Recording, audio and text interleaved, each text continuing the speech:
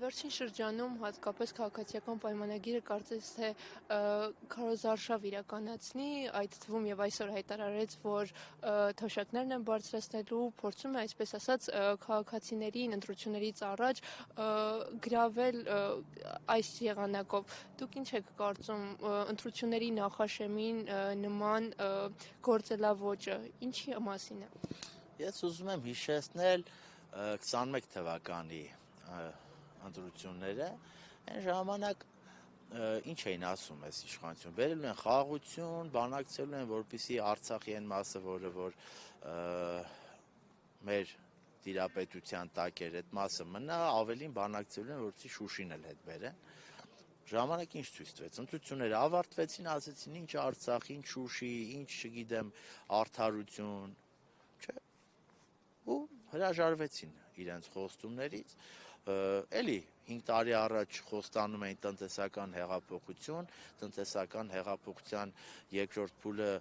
երևի մի 186 անգամ արդեն հայտարարել էին, մեկնարկը տվել են ու այդպես էլ է տնտեսական հեղափոխությունը չենք տեսնում, այդ օլիգարխները ոնց կան, շարունակում են ուրեմն մոնոպոլ դիրքեր զբաղեցնել տնտեսության մեջ, նրանց ավելանում են նոր օլիգարխներ, ԿՊ-ի տարբեր պաշտոնյաներ են այսօր ուրեմն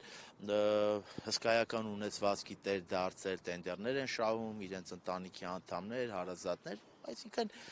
այն ինչ որ Նիկոլ Փաշինյանը խոստանում է ընտրություններից առաջ, ընտրություններից հետո մոռանում է։ Այս դեպքում նույնպես, տեսեք, ինչի անցած տարի, նախ անցած տարի թոշակը չէին բարձրացնում։ Հիմա են բարձրացնում, ընտրություններից բարձրացնում են 2 ամիս առաջ, երբ որպեսզի մարդիկ այդ տպավորությունը թարմ լինի, իրենք այդ ձայնը ստանան։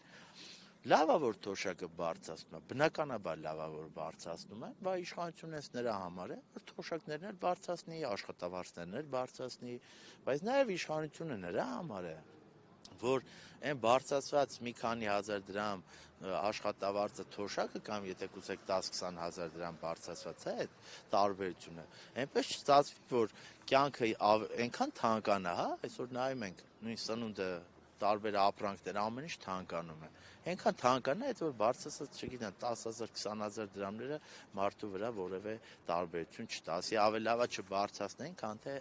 ամեն ինչ այդքան թանկանար։ Այնպես որ, գիտեք, շատ մեր ժողովուրդը ընդհանրապես շատ պարզ ձևով կարող է չափել, բարձրացնում են աշխատավարձ, չեն բարձրացնում, արդյունքը ո՞րն է, իր կյանքում բան փոխվում է, թե չէ, ամենապարզ, ամենաչափելի բանը, մարդը նայում է, ասում է, այ անցած տարի, այս ժամանակ, ես ավելի լավ էի ապրում, թե հիմա եմ ավելի լավ ապրում,